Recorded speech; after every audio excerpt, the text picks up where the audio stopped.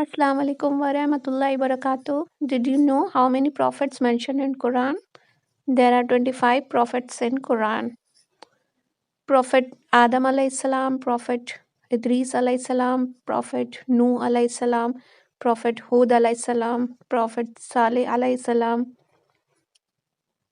Prophet Lut alayhi salam, Prophet Ibrahim alayhi salam, Prophet Ismail alayhi salam, Prophet Ishaq alayhi salam, Prophet Yaqub alayhi salam. Prophet Yusuf alayhi salam, Prophet Shoaib alayhi salam, Prophet Ayub alayhi salam, Prophet Dulkifl alayhi salam, Prophet Musa alayhi salam, Prophet Harun alayhi salam, Prophet Daud alayhi salam, Prophet Sulaiman alayhi salam, Prophet Ilyas alayhi salam, Prophet Alyasa alayhi salam, Prophet Yunus alayhi salam, Prophet Zakaria alayhi salam, Prophet Yahya alayhi salam, Prophet Isa alayhi salam, Prophet Muhammad sallallahu alaihi wasallam, peace be upon him.